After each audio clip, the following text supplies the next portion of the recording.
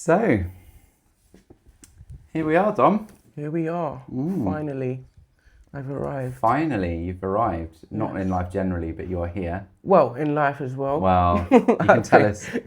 You can tell us about that. Hi, everyone. Dom's going to tell us about how he's arrived. He's winning at life. I want to come out with all the rubbish. You know, the universe has been good to you. You're manifesting, and all your wildest dreams are coming true. So, I'm looking forward to hearing about that. Yes, indeed. Anyway, in all seriousness, you are visiting us from Swansea for the weekend, but I will just do a bit of an intro about how we know each other. I first met you through probably the 12 o'clock service? Yes, through Anthony. Through Anthony. At 12 o'clock, yeah. And how many years ago is that now? So 2022. Right, So 4 years ago. Okay, and you were on the streets at that time? Yeah. That's right. Yeah. And we'll probably get to that in your story because you know you've got a convoluted and fascinating story. But we've known each other for 4 years then, and you were living in Nottingham, and then you moved to Swansea via sort of a number of other places, and we'll hear a bit more about the good stuff you're doing there. But Anthony and I and others at church love how you gravitate back to Nottingham. It always feels like you're coming home. I'm convinced that you're going to end up in Nottingham and maybe living at Forge Mill, but we won't put any pressure there. But yeah, so we wanted to take this opportunity while you're here in Nottingham to hear your story. Yeah. And some folk who will be listening to this might have heard we did a short sort of 15, 20 minute interview before we'd started a podcast where I was just capturing stories of different friends of mine, and you were one of them, and that really blessed people. I remember my brother messaging and saying that was superb. And my brother doesn't overstate things, so you know it really blessed people. And so now we've got the Forged podcast, which is giving opportunity to friends like you and others in the church to share what is it you've gone through in life, what have been some of the challenges, how's God brought you through. We thought it'd be good to hear yours with a bit more detail because we've got time. And it's just a chat, really. So, and I know that what you share will encourage others. You are a real gift. But like to those of us who know you as a friend, you've got a real gift of encouragement. It's one of your many gifts. Every time I see you or we chat on the phone, you've always got encouragement that's timely and really helped me. And I know that's true for others. You've also got a great heart for worship and ability to hear God's voice. And you've got a heart of compassion. There's a lot in you. God's clearly done a lot in you. Thank you. And his grace is on you. So thank you. I hope that's encouragement. Yeah. You're what? How old are you now? 38. Oh, so you're 40. Cheeky. Okay, so you are a bit older than I thought. So I know I don't look it. You don't look it. Although, can I say about what happened this morning? Oh, goodness. I don't know if you can see the bruise, guys. Oh, it's so funny. Like, since Dom's arrived here, we've had a fair bit of drama. So the train arriving on Friday, that wasn't your fault. No. But it was drawn out and all these connections that we missed. Then yesterday, your phone went on its own journey on a tram without you accompanying it. Yes. So then we had to go and rescue that from a kind man who held on to it for you, stranger. And then this morning, I was having just a little quiet 5 minutes out on my patio, and I can hear Dom singing in the shower. And then there's this, boosh. And I'm like, what is going on? And you had a fall. I did, yeah. So part of my new health regime, I have a few minutes under a cold shower. Ooh, okay. So I had no suction on my feet. Ow. And I tried to step out, and it's quite funny. Is that what happened? Yeah, I had a bit of a wobble, like I was on ice, and just went and then And Dom jokes about me being an old man, and it should be me that's having a fall, but no, it was you this morning. So anyway, we're alive and well. Yes, we are. We'll get interrupted in a minute by the fish pie bleeping in the oven. Well, the pie doesn't bleep, but the oven will bleep. I hope the fish pie don't bleep. Yeah, we hope it doesn't bleep. But yeah, take us a bit into your childhood. You know, I'd love to hear what life was like for you. Okay. Growing up. I'm quite lucky in the sense that I have memories of like 2 years old, and really happy memories. We was really spoilt children. I'm a family of 5, like brothers and sisters. 5 siblings.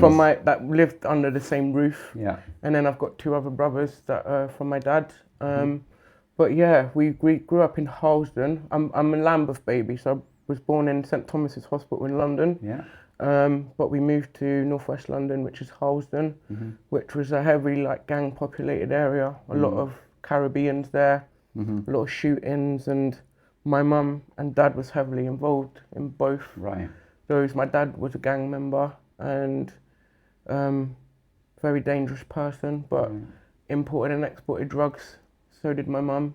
Were you aware of that as a child? Yeah, like one of like the first memories that I have of seeing like kilos of cocaine was when I was about 3 years old. Wow. And we had like a big chest freezer, which was normally full of computer games. So when I've gone in the morning to pick up one of I've just seen all these keys, but it's till I grew up when I realised when I'd seen it as like a young teenager, what I actually saw in that freezer. But my mum was constantly going back and forth to the Caribbean, bringing the drugs back. So it was very hostile, very violent. There was just different people always in and out the house. Stonebridge Estate has actually been knocked down now, but that was a notorious estate for guns. Okay. A lot of shootings. We used to wake up to gunshots.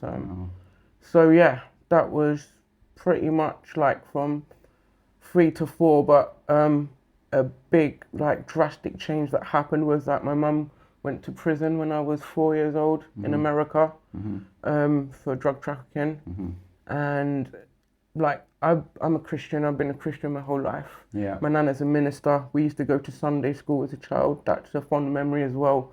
But on this particular day, we would normally go to the like Sunday school upstairs, and we had to go downstairs. And I just had this overwhelming presence. Like, you know, I was a kid, so you know, I always asked the Lord, like, was that you, or was it like the pastor, or you just took me into a place? But I just remember the Lord saying that life is going to get really difficult, and it's going to be obstacles, but obstacles are something that you can sort of jump over. And you were primary school age at this point? Yeah, I was like 4 years old. Wow. But that's my first, like, you know, vision that I had of God. Yeah. And like true to his word, that same day, now this is information that I found out maybe 4 years ago, when I asked my sisters, because I was with my 2 sisters, my eldest sister Daniela used to take us to Sunday school. So we actually, the Jamaicans that my mum owed the money to for the trafficking, they come to kidnap us. So we was running, we had to run away, like literally through alleyways. Like my sister managed to get us away. So on that day we went to live with my dad. Wow. And yeah, I was just turning 5, so yeah. And at that present time, my nana had like a 4-bedroom flat. Yeah. So my dad's got 3 sisters, so we had one room with me and my 2 sisters. Okay. And then it's my auntie and her 2 kids, another auntie and her 3 kids, and another auntie and her 2 kids. All in one flat? All in one flat. But me and my 2 sisters were spoiled. Okay. And really unruly because we just grew up totally different to them. Yeah. And my aunties hated us. Okay. My cousins hated us. My dad then started to physically abuse us because he said he was out of control, and you know, just really unruly kids we was. I held my first gun at 5 years old. Wow. Me and my sister robbed a shop. Well, we didn't actually we followed through with the action, but we were so young and naive that my sister was shaking with the gun, and the guy knew who he was. So he's just like, get out of my shop, I'm going to tell your dad, the beating that we got for that, man. Oh my goodness. How old do you think your sister was at that point? My sister was 9. Right. So like there's 2 years in between us, yeah. And were you doing it for a laugh, or were you seriously wanting to get stuff? So we just grown up, that was the product of like it was our environment, you know? That was just what we knew. Like maybe 3 days after that, we'd broken into a building site, driving a bloody forklift around, you know, we just robbed and I'm not proud of it like now, but we used to have the milk floats that go around. Yeah, the electric ones. Yeah. So me and my 2 sisters robbed one full of cakes. Wow. And was driving it like at 9, like my sister 9, Wow. Dion 7, and me 5 years old. At least they didn't go that fast. For young listeners who might not know what a milk float is, they were some of the earliest electric vehicles on the road that would just go around the neighbourhoods very slowly in the morning delivering the milk. Yeah. So that's crazy. So that was all in Harlesden? So where we lived in Stonebridge, and then we moved back to South London, to Battersea, Clapham Junction. To be with your to live with my dad, Yeah. And then but my dad, like, I love, like, we got a great relationship now. And my understanding as I go deeper in the Lord is that sometimes we just don't know. And I've always said that, like, generational curses are a real thing, because I've watched it, like, unravel throughout my life, and definitely felt all the sort of curses that have been passed down to my dad. Like, I'm a dad now, and but by the grace of Lord, like the God that, he always said, I'm going to break the chains of my generation, and I've not done it, but I've seen him breaking those curses, throughout my life. So, but it was such a toxic environment and really scary, really scary. Really scary. So can I just ask about your mum? So your mum, was she basically caught in America en route? Yeah, she's coming back. Like, she had a balloon burst in her, and she was okay. Yeah, and then my nana stupidly went out following her. But my nana, and when she was alive, was like, my nana and mum were just like glue together, and so my nana done the exact same and then got put in prison. Really? Yeah. So how long was your mum in prison? 5 years. In America? 5 years. Yeah. Yeah. And so what was life like by the time she came back to the UK? So we stayed with my dad for about 2 years. Yeah. And like, it just continued. Our favourite film was Home Alone, and when they tried to do all those little things to, like, sort of kill those two bad guys. We tried to do that to my dad. It was that serious. Like, the most serious thing I remember was that, like, the police come to the house one day, and we was all upstairs, and they said, like, that my dad was just like anti everyone, and they was like, obviously you're not coming upstairs.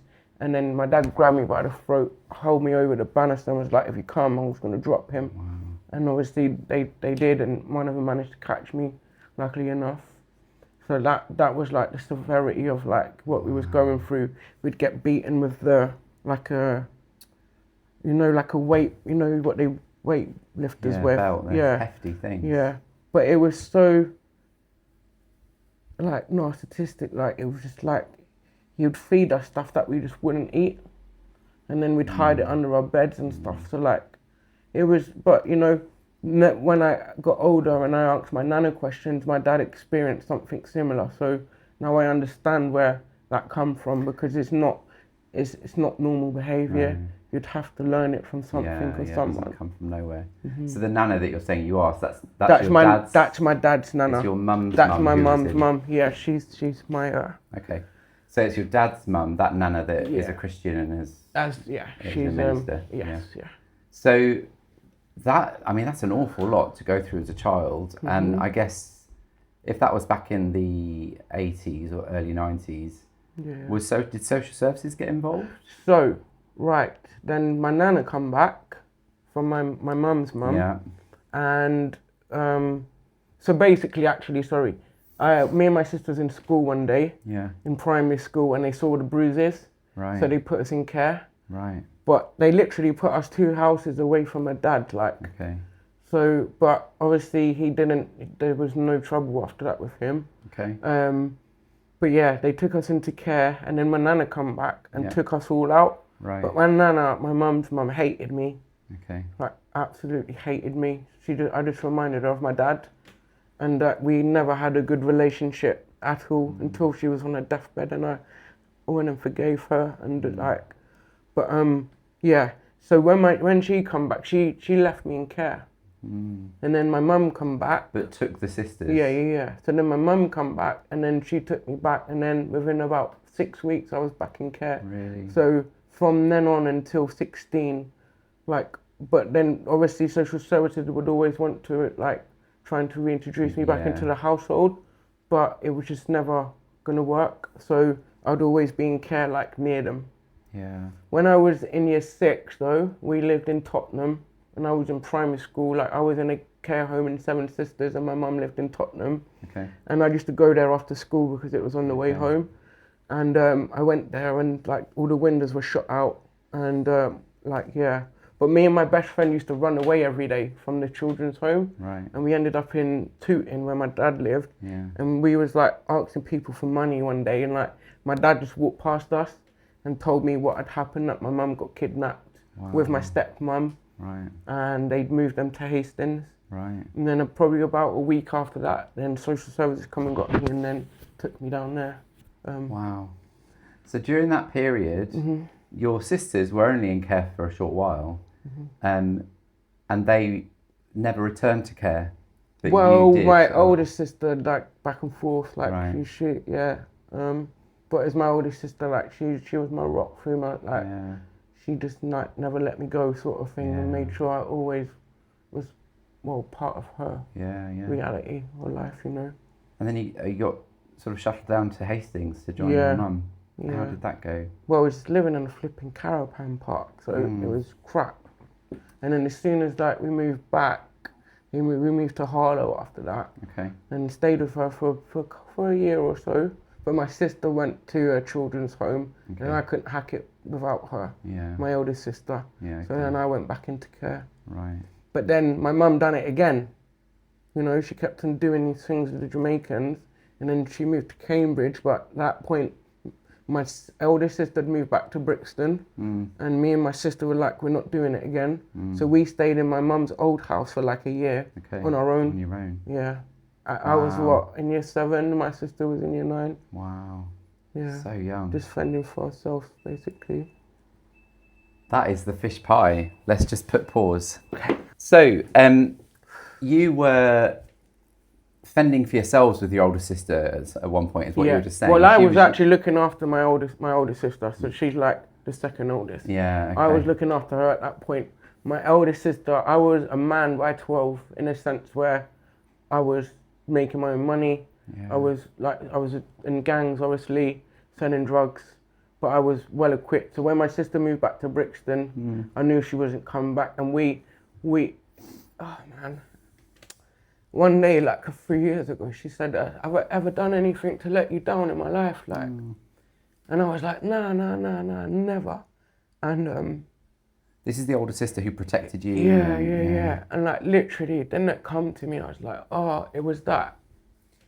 And but then I realized that she'd literally made me who I am. Like, even like the gang life, that I could go to any part of London. Like as a Londoner and sort of life I've lived, you can't do that. And she's been like my protection. Like, so yeah, that was really that. So by then I was like I say 12, just coming to 13, and I was going back and forth, picking up my drugs, coming back and looking after my sister. Like I was sending like pills back then. So you were like a runner at that point? No. Like I was fully indulged in what I was doing. Like I was. It's a magnet. You should just. My sister was like, obviously because of what my mum and dad was doing, we had all the connections. My sister was doing journeys herself at this point now, back and forth to the Caribbean. Right. So I was heavily involved. And then Harlow was like a new market for me and her. Like, you know, there was no one there, like not like how it is now. What we seen, like the drugs trade, it's not like how it was when we first started, like, you know. So that whole time, so much moving around, including Hastings, and then fending for yourselves for a year or so. And are you going to different schools all this time? No, like I was a really disruptive kid. I'll say more about that like later on, but no, I couldn't do school. No. Nah, I was just on the roads. Like literally, I was selling drugs from year 6. Like, you know, preparing them, seeing them before that. So you weren't consistently at a secondary school? No. Really? Well, look, so I went in, when we went to Harlow, I went to a school called Stewards from year 7 till year 8. and they said I was dyslexic, so they wouldn't teach me the same curriculum as everybody else. So when in year 9, when my mum moved to Cambridge, I went to a children's home there, and then I got permanently excluded in year 9 and didn't go back until I went to college, like later on, like 18. Yeah. Wow. It's incredible, the amount of uprooting and... Oh yeah, I call myself like a black traveller. The amount of places I've been, and it makes sense why I've like moved around the latter stage of life, like so much. We'll come into your adult life in a short while, but through all that childhood and obviously doing things that are very adult from a very young age, including criminal stuff, but what was your relationship with God like through that time? Because it sounds like you did have a conscious sort of degree of relationship with God from very young. Yeah. And yet, was your grandmother influential through that time? So my gran moved to America. When we moved to London with my dad, my nana moved to America. And funny enough, she wanted to take me like out of everybody, so that increased the hatred as well. But she wanted to take me with her. Increased other people's hatred of you. Yeah, like in like the family, like even to this day, like everyone thinks we have this special bond, like we do, but yeah, I don't know. But I just see that was just the Lord, and I think it's her prayers that's kept me going, because the relationship that I have with the Lord is none of my siblings or cousins have the same, even my aunties or uncles. So yeah. So take us then from like being a teenager into young adult life and leaving the care system. Like, what was that like? Okay, so year 9 I was in Cambridge, and I met a guy who was also like he was adopted, and we just felt abandoned, but we were just very like violent, and yeah, we was doing so much badness there, like no one, the sort of violence that we brought to Cambridge wasn't what they'd seen before. Okay. And like that was like, you know, all through my school life, and then just selling drugs. I had like one of the biggest cocaine lines in Cambridge, up until like from 15, selling kilos of cannabis.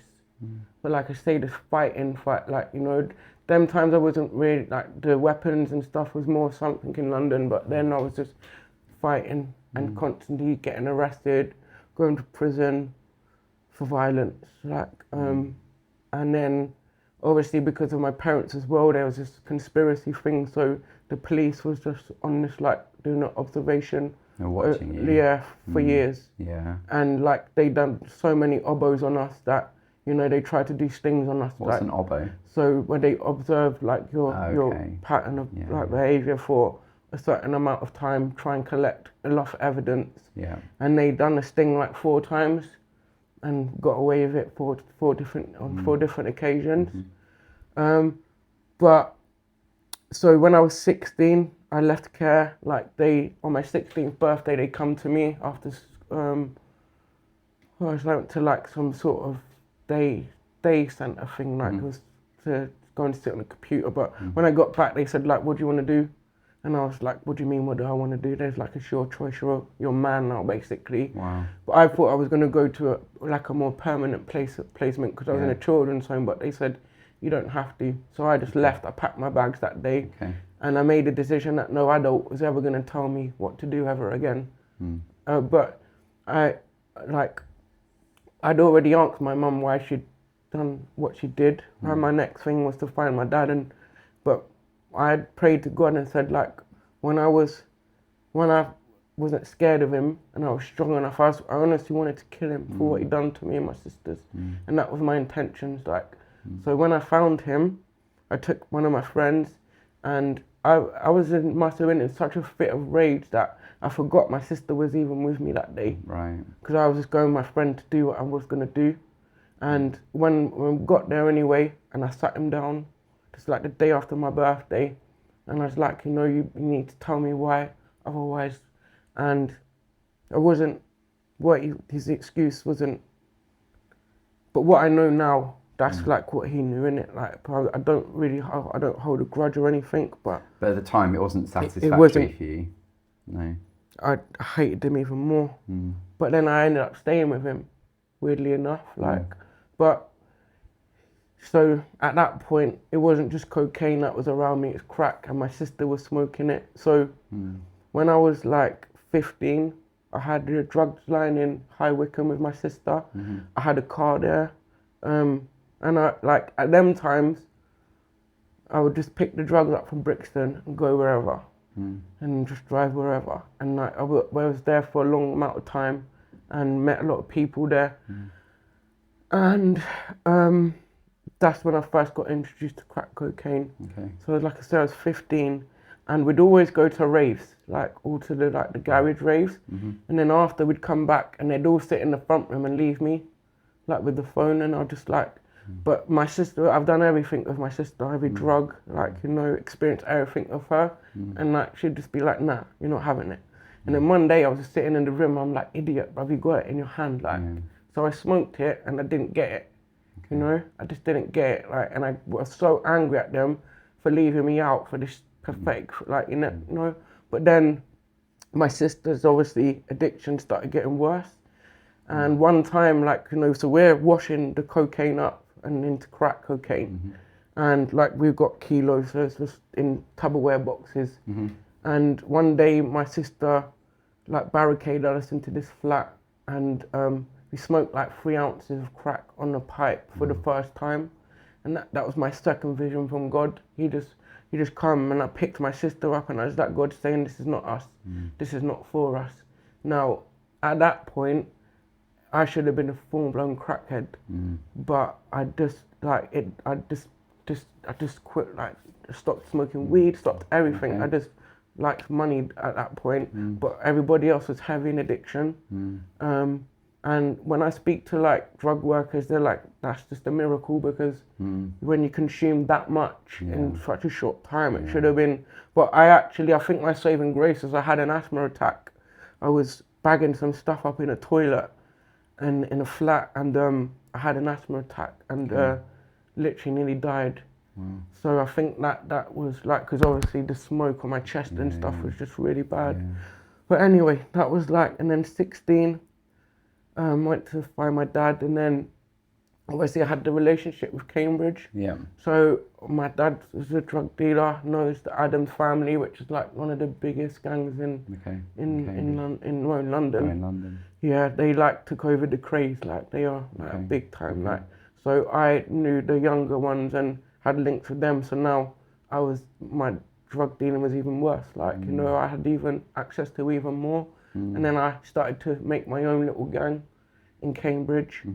And then by the time I was 18, I was ruthless, mate. And I was on one route to being dead or going to prison. Because you had this ongoing thing in London of Brixton and Peckham. And like that was a gang war, like, and friends just dying left, right and centre. My little brothers were in London as well, like very close to it all. And it was just, London was a war zone. And did your sort of life in gang culture come to a head? Did you end up in prison? Or I was in and out of prison. Play out? Were you? So basically, I'll get to this. So when I was 18, my best friend, Stephen, come to me one day, he's like, Dom, have you got an interview at college? And I'm like, what? And he just goes, go in there and just lie to them and say you got all these GCSEs. And I wasn't confident in what he was saying, but like, it's my best friend, I trust him in my life. So we drove down there, did it, and I got onto a foundation course in troll trades, and he got onto an MVQ level 2 course.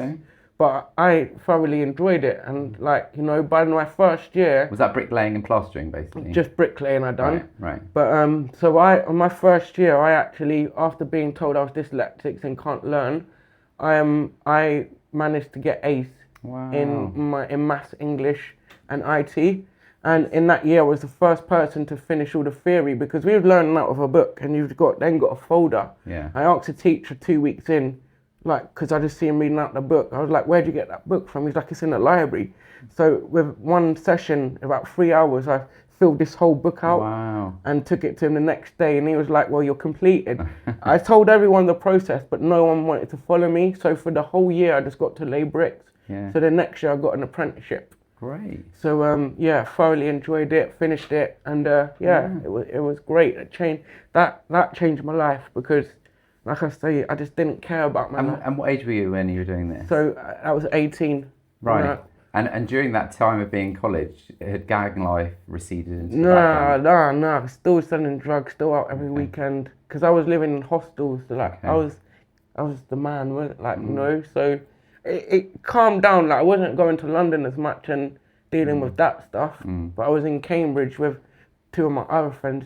We had our own little establishment, and everybody hated us because what we was doing. Money was of no object. We had cars when we shouldn't have had, and everybody wanted what we had, so it was just fighting. It was just fist fighting. And what was your first run-in with the law and going inside? That was in London. Were you still a teenager? Yeah. So my first, they was doing the observations, the police, they done 3 cases on us. They stopped me on 3 occasions coming up from London. And then, 4 times, sorry. One with a weapon, with a firearm. So that was, I got put on remand for that. Okay. And then, I beat the case. And then, and then it was just like in and out because of my reputation. I was just put on remand. Have a great lawyer. So, but it came familiar to you. Oh yeah. Prison and yeah. It was just a normal. We were watching a film last night that was set in a UK prison, weren't we? And you and some other friends in the room were like, "Yeah, that's realistic." Nah, that's a load of rubbish. They wouldn't do it like that. Yeah. I was learning a lot. It was a bit triggering, to be honest, because I haven't when I was 25, that was my longest sentence, and I come out in 2011. Oh wow! So 6 years. Yeah, and I know you shouldn't, but I'd made a deal with God. We were talking about this the other day. Because it's a scary thing to do. My solicitor took it to the Court of Appeal because the judge hated me because every time I'm just beating cases. So this one, for perverting the course of justice, he gave me a hefty sentence because he was so annoyed. So I went to the Court of Appeal and got my sentence drastically reduced. Okay. So I'm like, Lord, and praise Him. I've stuck to it. I've been arrested once for driving offence. Yeah. Which was reasonable. Yeah. In my circumstances for me, and I have never been to prison since. So in 2011, did when you were back outside, did your gang life end at that point? So basically, no, it didn't. At that point, I come back out when I was ruthless, but I got put on tag at my mum's house. Okay. And she kicked me out, and then I could have gone back to prison on recall for that, but by the grace of God, my probation officer, which was just amazing, and I've never experienced a worker in those services so kind and compassionate to actually allow me to move forward. And then I had a daughter, and she changed my life. As soon as I found out I was having a daughter, that was it. And where are we at now? That was all. That was 2012. Okay. So but from 18 to 25, I was just heavily involved in gang still. But more on a bigger level at that point, and because the sort of people that I was dealing with. And it was, and then this back and forth in and out of hostels, broken relationships, just so unsettling. Just never settled. Yeah. It was either Cambridge or London, and then my trigger is abandonment. So any time I feel abandoned, and I can sense it weeks or months before, so it sets a set of of actions inside me that just makes me not reaction. It's just not me at all. So it's understandable. Yeah. So tell us about your daughter then. So you were and they are my first child. beautiful. She changed my life, man. She changed my life. So like I say, like that was a promise to God that if I ever had kids that I would never, you know, be involved in this. There was no way we're breaking chains that I was gonna be my kid would be visiting me in prison or I'm dead, you know, because that was just where I was heading. And yeah, so 2012 I had Anaya, and yeah, our bond was just unbreakable. And for 2 years it was just excellent. You know, I'd come from gangs and got a job. I was a supervisor in a cleaning company of all things, doing crazy hours. But you know, I was providing for my family at the time, and I found church again at that point. Got baptized again. But I feel like after I got baptized, I feel like it just got really hard. And if generational curses run in my family, they definitely run in my daughter's mum's family. Our relationship just started getting really difficult and toxic because I was a man of honor and morals. And like, you know, I really like stuck to my principles. And what I realized is that when people first got together, it would initiate on lies and start on lies. And I like remember specifically saying to her, "This is who I am, blah blah. This is like, you know what, I'll provide for you, like." And 6 months down the line, that was it. You know, I'm working, coming back, having to do everything with Anaya, cook, clean, do all of this. You know what I mean? I didn't mind doing it, but it just got too much. But you know, and then it just got toxic. So I took my love away from her because I just didn't want it. I know like it just doesn't work, like, you know. So that was the worst thing I could have done because she just hated me for that. And she used Anaya as a weapon to take it away from me. And I remember I was at work one day, and not just like, so before this now, Shona got me arrested 7 times. Seven times, mum, yeah, 7 times. So for domestic stuff, 7 times I got NFA'd. By the 3rd time, the police officer was the same one every time. Now, like I've just left the house now. So what actually happened is that I had my drugs in a fish tank. I'm out for the day. Shona's mum's come to the flat. They've called me and said, "I found your drugs. You need to come and get it because I've called the police." So they're like, I've come to the flat, they're laughing, blah, blah. So I've had to kick these doors in to get my stuff out the house. And literally as I've got out the bottom door, the police are there. And I've just like to run, like, you know, they didn't catch me with the drugs and stuff. But anyway, so I've gone to my sister's house. So I can't go back to the flat basically. And my sister's gone to pick my stuff up. And now, like, we're sitting there, these bags of stuff, and I can smell bleach. And I'm like, "Sis, can you smell bleach?" Like, and then like, so we've opened up the bag. She's just cut up all my clothes, like £1,000 worth of stuff.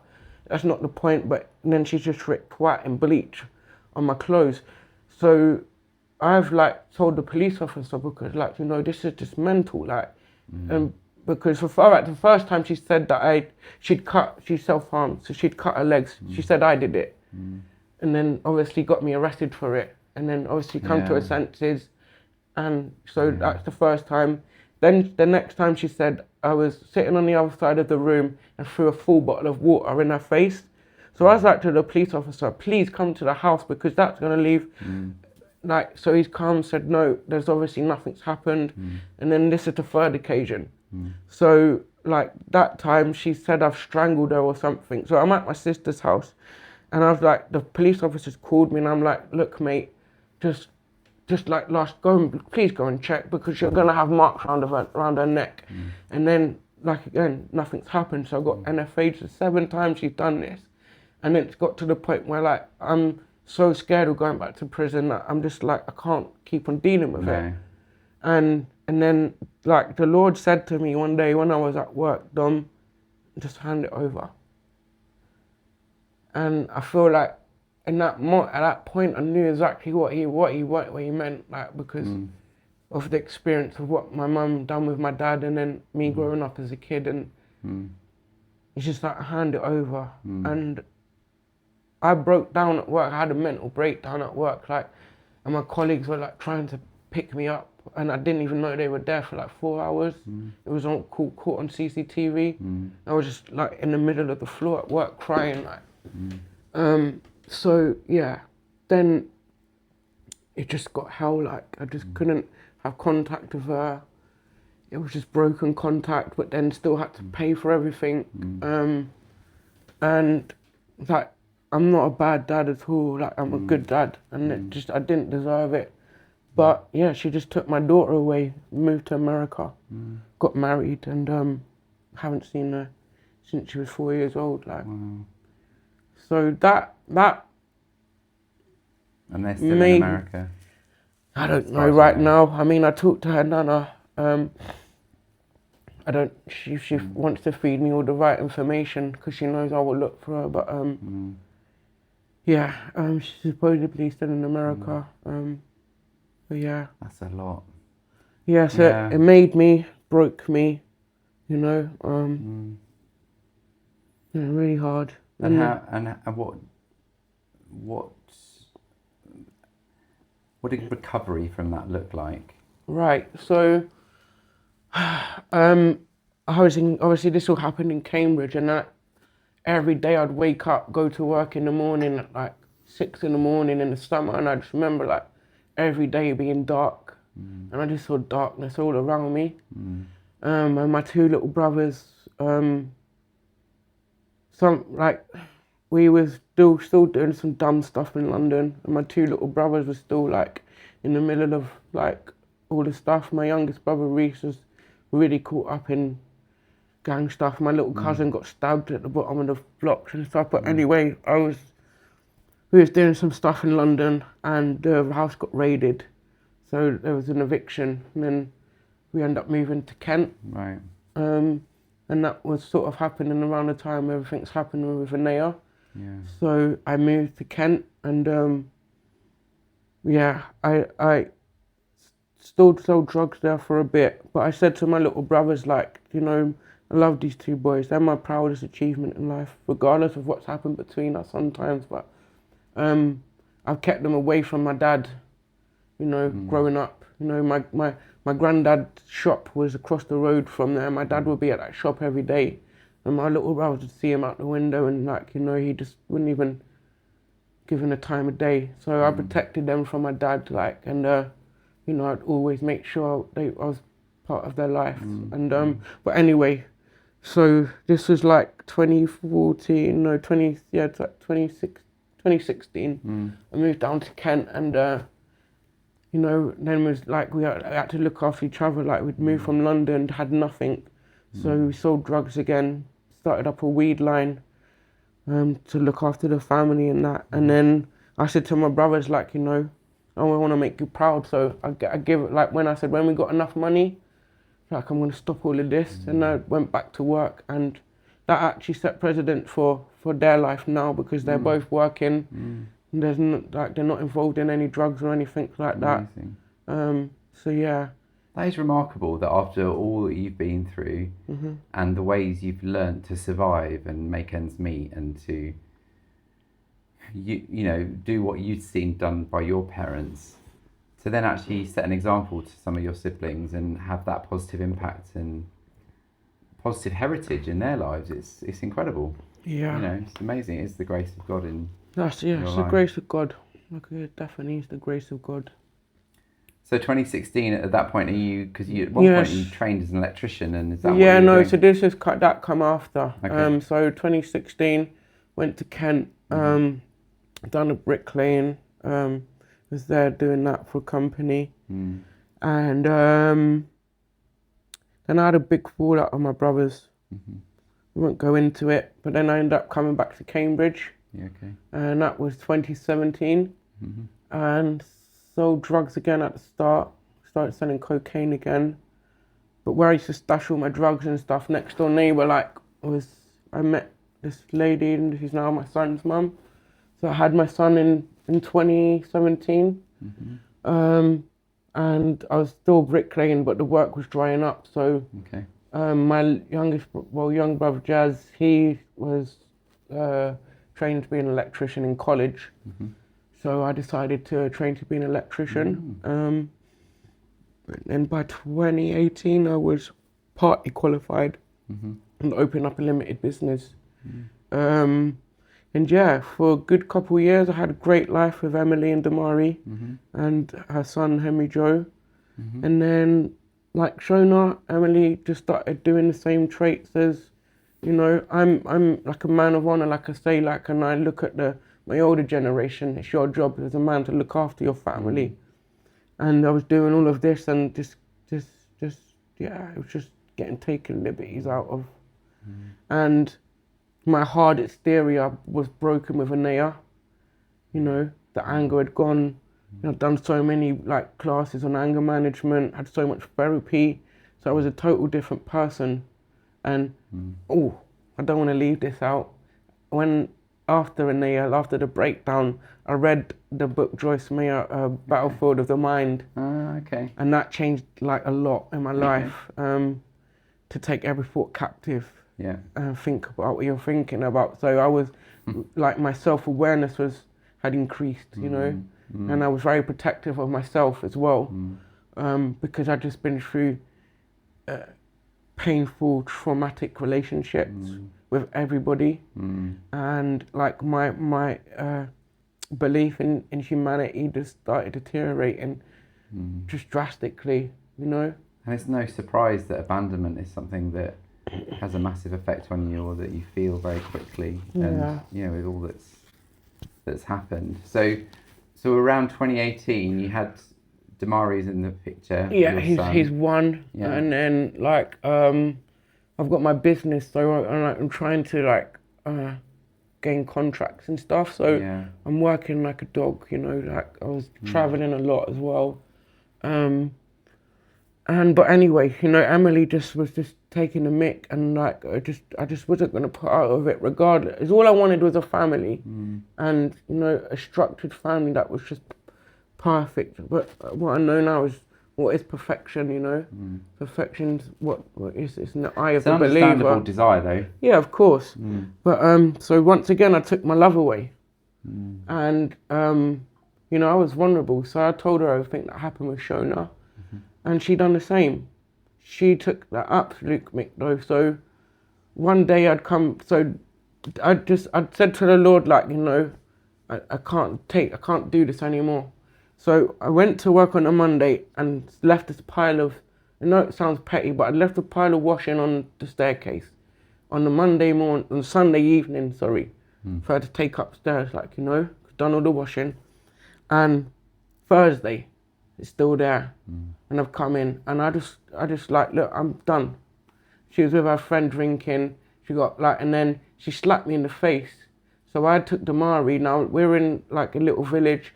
My mum lives 5 minutes around the corner. So I just took Damari. He was ill at the time. Got him and just walked to my mum's house with him anyway. And she called the police. Said I kidnapped Damari. What was it? I stolen a phone off of her. I kidnapped Damari. I slapped her in the face. And what was the word? It was quite big. Neglect. Okay. Because Damari was sick. Okay. So what she didn't see me was me wrapping him up. So by the time I got to my mum's, I could hear all the police, and I thought, oh. So I continued to my sister's house. I'm sitting there, and anyway, the police come, arrested me for all of this stuff. When even my solicitor said, Dom, this is domestic. Like, so anyway, I don't know what the charges are until I went to the interview in the morning. Now when you said your solicitor, it's domestic, you mean you're suffering domestic? No. I was the one that was inflicting it. Yeah. Okay. So anyway, when they said about the slap and whatever, the phone, I've explained everything. Now the slap, Emily's white and smaller than me, like the size of my hand compared to her. She was like, you know, anyway, so I'm just like, mate, once again, please, just go. I'm not even going to talk to you. You know, you go and see if there's any mark on. And by the time he got there, and obviously caught in a lie, she'd said about everything else. It was my phone, I'm paying for the bill, you know, and I've just taken my son out of a toxic situation. It's not kidnap, it's not neglect, it's my son. So anyway, NFA'd again. So now I'm just like, I'm not going back. Absolutely not this time. Okay. But then, as you do, I tried. But at this point now, I'm just staying in hotels and working as far away as possible. Like, you know, I'm up north and stayed in Leicester for a little while. And yeah, that broke down. And then she used Damari as a weapon. You know, so both my kids now, Inaya's 14, Damari's 9, they still pay their child maintenance, but still, I'm supposedly no good dad.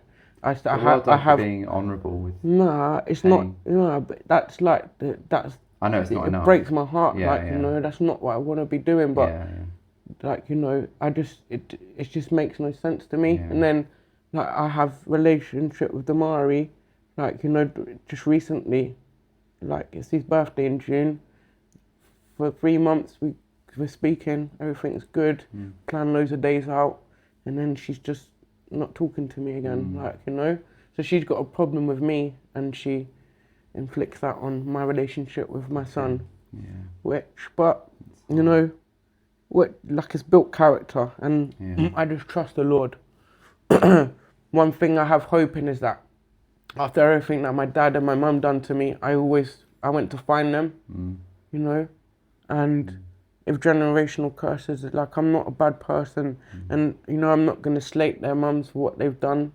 You know, it is what it is, but I've got a folders full of evidence. I've got receipts, I've got emails, I've got texts, I've got of these toxic conversations, you know. I've seeked out solicitors, I've done what they've asked of me in regards to mediation. I've got 2 C100 forms, which they don't want to, you know, but then I don't want to put my children through that. No. You know?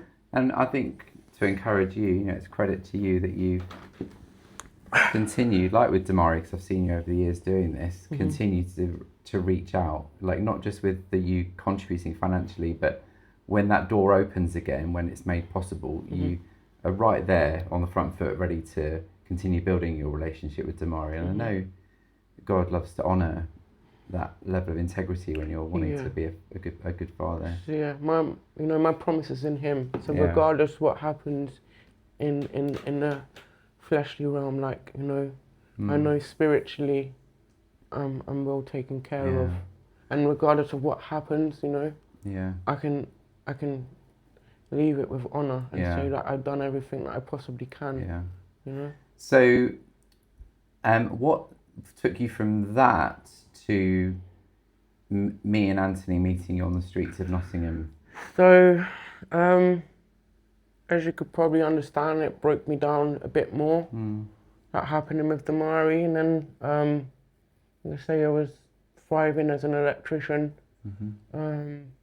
and I went back to Cambridge to do a job, and it was for my sister at a premises she worked at, and a school friend walked past, a girl that I knew from school, and we just hit it off straight away, and yeah, we built a great life together in such a short time.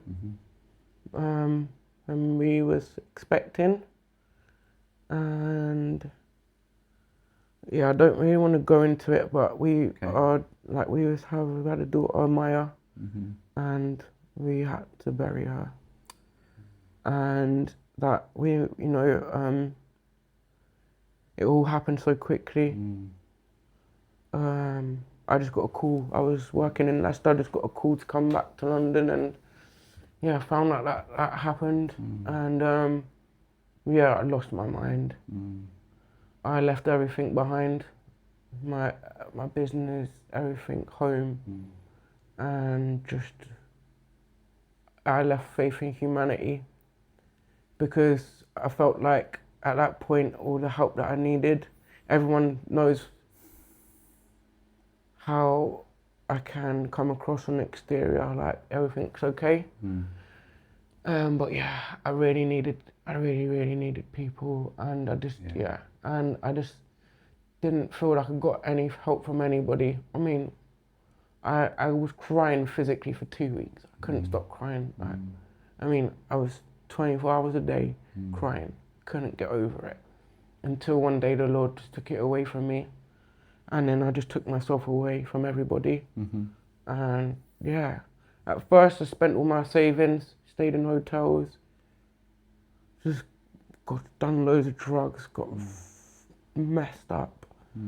And yeah, and then as well, like, you know, I'd spent all my life around addicts, selling drugs, like, and then I'm there now doing them. So then I found comfort in being around them people. Yeah. And then, yeah, I just ended up on the streets, but I couldn't, you know, I threw my phone away, didn't want contact with anybody. And the Lord had to guide me, take me where you want to take me, Lord. And, you know, so I'd have to go from one place to the next, and I'd go from city to city. So what it was is that I'd say to the Lord, where are we going now? I'd go to a train station. He'd give me my cue to go through the barriers. I'd get through. And then it's like, wherever we get to, we'll get kicked off the train. If it was a small town in between a city, we wouldn't do it. We'd get to the closest city. Because my experience with homelessness, I knew that you could go to a day centre and like engage and get housing and stuff. And also, like, I wanted to see as well, like, just what life was like for people that I sort of would just not normally walk past, but not really engage with on a day-to-day.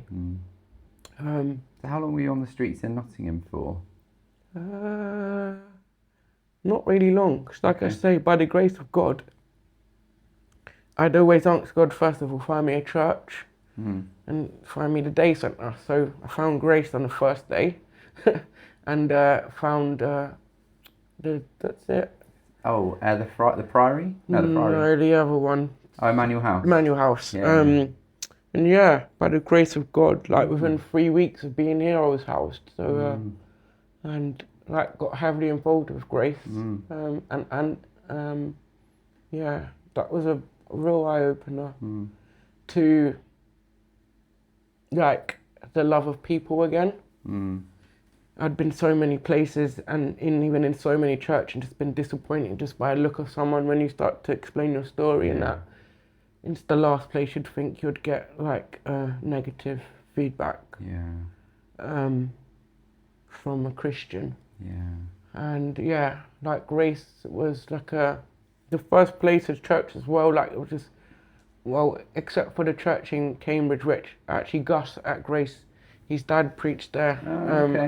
So like how this all linked together, like, you know, I am a man of God, so that just makes me like, you know, light up inside to know that those connections. there's connections there in between it all. So but yeah, you know, I met Ant, and having him as a role model, someone who like had been through everything I'd been through. And I'd let him down, you know, and when I was still going through my journey, and it like the day that I let him down, I left Nottingham because I was just so upset with myself. But he'd never made me feel it was me that made myself, but he'd never made me feel like that bond that we'd built would ever go away. And since then we've like, you know. And then you come along, like, alongside that. Like, at first I don't think I knew how to be around you because I saw you as, like, a superior to me.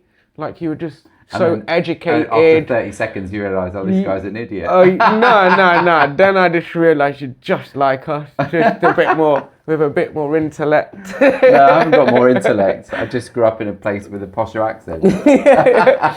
Yeah, and like, you know, you opened up your home to me. You know, you gave me a key, and yeah, that started to build my confidence in human beings again. You know, really set the precedent to like start, like, for me to start trusting again. We were gutted when you left Nottingham, but then a couple of years ago you just turned up on my doorstep out of the blue. Do you remember? And I think you stayed for one night. Yeah. And like that totally, I think that made my month. Like, I was buzzing. Like, I just loved it. Yeah, because I like, you know, so obviously after burying Maya, like, it was just hell. You know? And I'd feel like I'd achieved so much from my childhood to then have like a business, have 2 children, and like internally I was changing. So like, regardless of just leaving the gangs and leaving the drug life behind, internally I was changing, and the posture of my heart was to care about people more and just to love people more. And it's really, it was like a slap in the face from the Lord, because it was the people that was hurting me the most, and the situations like maybe at work that, you know, people didn't deserve mercy. I thought, you know, and like so my heart was changing, and like I say, you guys inflicted like that spark again, like, you know, to really sort of like, don't write everybody off, yeah, you know, sort of thing, and don't prejudge either, because you know. I think we found you, and have always found you, very easy to get to know and to build trust with, because although it's taken a while for you to gain trust in people again, you are very honest. Yeah. You know, you don't put on a mask, you don't beat about the bush, and so it makes getting to know you and to then trust you pretty straightforward. Yeah. You know, and I think we really love that about you, that you wear your heart on your sleeve, and you're really honest, and you're very self-aware as well. And thank you. And you know, it's amazing just hearing just insights into different parts of your journey with so much crazy stuff from like age 5 or even younger, and yet you can look back and the way you're talking, it's like, God taught me this, God taught me this, God showed me this, all the way through. Just the incredible golden thread of God through your life. Yeah. It's now amazing. Like now I know that it was all, you know, it's like everything that was intended for bad will be turned into good, sort of thing. So, and I feel like if I didn't have these experiences, you know, I'll wait for the questions about what life's like now. Yeah. I just felt like it was all building up to this. You can tell us about that now if you like, because yeah. So you know, life is.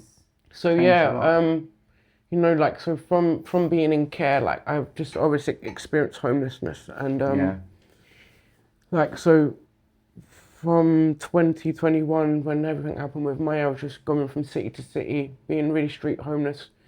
The first night I fell asleep on a pallet because I didn't know what homelessness was about. I just was so exhausted, I just fell asleep on a pallet. But yeah, I was going here, there, and everywhere. And now my final destination is Swansea. So I live in Swansea now, and I've been there for just over a year.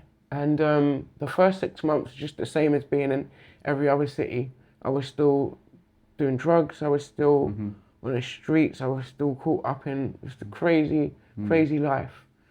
But I stayed with some nuns, and you wasn't allowed to be intoxicated there. And, you know, me being a Christian, I took it very seriously. So, and it gave me, like, you'd have to, like, leave the house at 9:30 in the morning, come back at 4:30. So it was very structured, and it just gave me routine again. And it really just started to balance my mind. And then I started going to Crisis, the homeless charity, like every day. And then like going to courses and stuff, like I've done cooking, art classes, but just. So it's like a day centre. No. Like you like well, they signpost you. Yeah, they have all these classes within the charity, so within the building. Okay. They're just like, so you sign up, you're a member, so they help with housing. Yeah. This is just something that's just really helpful when you've just been so alone and you have nothing to do throughout the day as well, you know. But like, it was just so helpful, and each little thing that I'd done just started to build a bit of self-confidence again. And then I got my own place and started like attending church again, started going to AA and CA. I got a sponsor, and what I really started doing was just fasting again and spending time in his presence. And wow, like you just said, like you can see throughout my life, like God's corrected me and taught me his perspective. And like he's just been doing so much of that this year and taking me from glory to glory through painful things, because I've lost my auntie this year. I lost my granddad a couple of years ago, and just so much things have been happening that could have really like unbalanced me again and swept me off the path that I'm on. but yeah, so I've got my own. I've got house, and I'm housed now. I now work for Crisis. I'm not like employed by them, so this is like a massive part of my life. I'm called an expert by experience. You couldn't get a better title for what I've been through. So basically, there's 20 of us, and we co-produce. So through our lived experience, we get to form and design the whole outlook of what Crisis looks like as a homeless charity. And although you're not on payroll, you did have to go through an application process. Yeah. So I had an interview. We get paid for it. Right. We're just not on the books. Not employees. Like we're not employees. Yeah. Like so we're sort of like freelancers for them. Yeah. But we are paid for experience and the impact we actually have. So you know, one of the things we do, we get to interview all the new staff members. Okay. And that will be in small teams. So we get to put our questions across. Yeah. And the first interview that we did, because of our input, we actually got someone employed. Wow. So know that we're actually having an impact because it then obviously leads an effect on the new members. So we're actually at the forefront of change within this organisation. Yeah. I've just been put on this housing allocations panel, which I'm so proud of. I had a good couple of hours crying about this because the turnaround for me, so that housing allocations panel is we have this 10-year strategy plan to supply 1,000 homes across the UK for service members. Yeah. And that panel will be the people who do the recruitment process for the potential candidates that go in, which is a massive responsibility, but I'm just like, wow, you know. And related to that, you're going to London tomorrow. Yes, I am, for a training day. Yeah. It's amazing. It's incredible. I remember I've had several phone calls and voice notes from you, and these different things have come your way, and you've nailed it, or they've honoured you, or they've recognised just how gifted and... I don't want to, another thing I've been corrected on is about boastfulness and I'm proud of these achievements and I'm more proud that it's going to be so helpful for the next person. But there's been some really, really encouraging things about the impact that I've had on the team already. I've got a fantastic relationship with my boss, my lead worker. She's just amazing, and I couldn't have worked and she fills me with so much confidence going forward. So I've just started, and being someone that's been homeless, like I say, your confidence, and it's sort of what's the word? When you sort of don't fit in, you feel like you don't fit in, imposter syndrome. I feel like I've had imposter syndrome, but I've just literally thrown myself in everything, and I've had 3 in-house interviews and passed 2 of them. So that's great. In 3 months. And also, I am now enrolled in university. Hey. Yeah. Not that that's arriving, but it's as in that doesn't mean you've arrived, but it's a brilliant thing. No, because the timing for you. Because through my homelessness, I'd done an access course. When I was living on the streets and working, and so I've enrolled to continue the degree 3 times. Okay. So now I'm actually this is independent of Crisis. Oh yeah, this is with Open University. Yeah. So it's always been a dream to be a youth worker or counsellor. Yeah. So like I said, I studied psychology already for a year. Now I'm going to continue in psychology and counselling. And the working environment I'm in, it's the perfect environment because I get to use the skills that I've already learned. Yeah. And when you're saying that, I'm encouraging, like I said, I don't like to be boastful, and it's nothing that I set out to do on a day. If someone's going through something, I just feel like I've experienced so much, and I just know what it took me to get out of it. And I never like to see people that I care about, down or feeling a burden or anything. So, but it's something that the Lord's allowed me to do more and more. So I volunteer a lot in Swansea volunteer at the nuns. You help the nuns, don't you? 3 days. I kept saying, Dom, send me a photo of you hugging a nun. Like, you're hearing about them, and eventually got a little photo. Yeah, because they don't like to be touched, but I don't care. Give them a hug. I hug love a nun. them. I hug them all the time.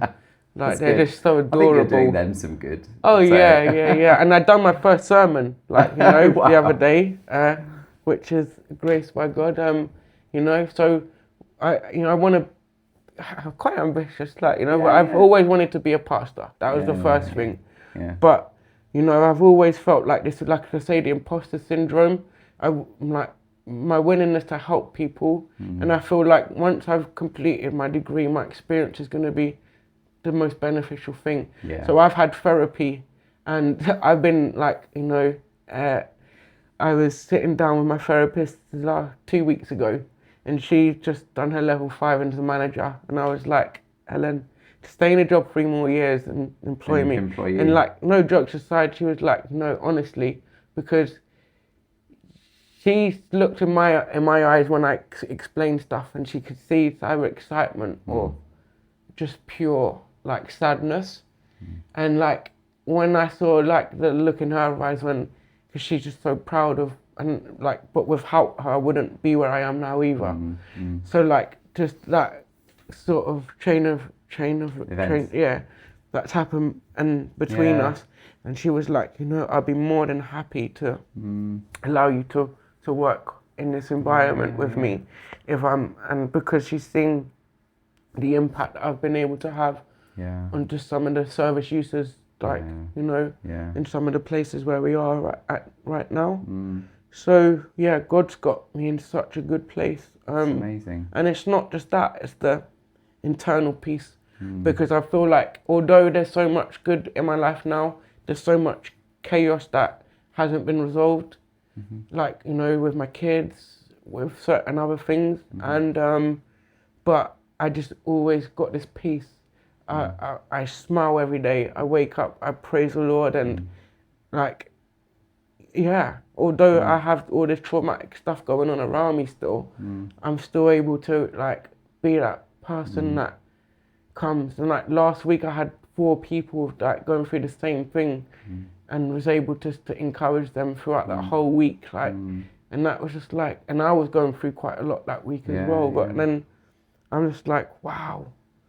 So I feel like you're a really good example, because I think Anthony and I often talk about how we've learned the value of volunteering or doing stuff that's outward looking, or like you were just describing, encouraging others, things that can seem quite simple, but doing those things when actually in our own circumstances and even in our own emotions, it's the last thing we want to do or feel we should do. 100%. But actually that is part of coming out of the rut or the valley.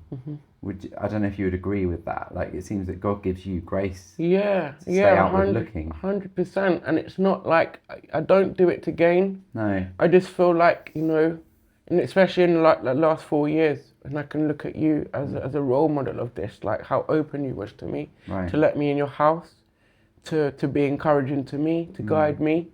And I just would love to share that. And like you say, you was going through so much then, but you still gave that, that hand out to me. So I just feel like, and I know genuinely you didn't do it to gain anything, but what it done for me, without you probably knowing, it changed my life and, the direction of where I was heading. So I just feel like it's important to pass those things on to people, because I think at the forefront of my mind is like, you don't know what it could do for that person. Just saying hello to someone. It's the small things, I've got, this is a slight aside, and we'll have to come into land in a minute, but just what you said about you never know what the smallest thing you do might have an impact, in what way it might have an impact. And I've got friends who were missionaries for a long period of time in a very not remote, but a very distant foreign land. I don't want to give too much away because the security there was quite tight, and the scrutiny.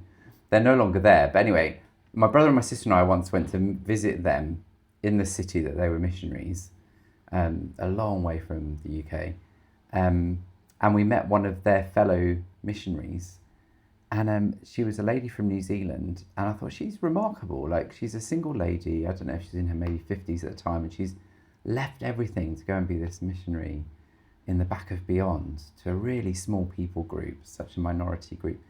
And so I was asking my friends, like, what her story was. I think she was an alcoholic.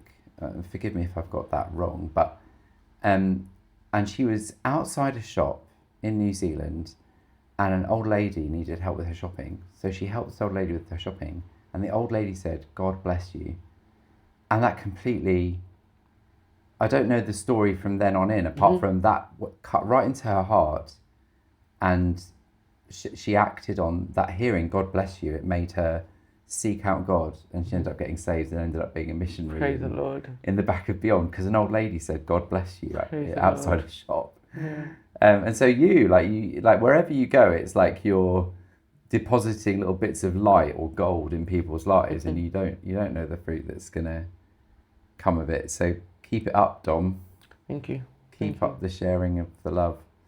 I think we probably have run out of time, but I know, we could talk for another hour if we wanted to.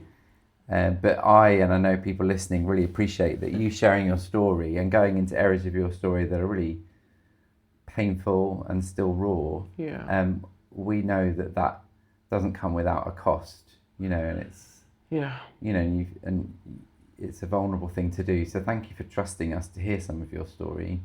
I've enjoyed hearing about some things in more detail, and you really could write a book on your life so far.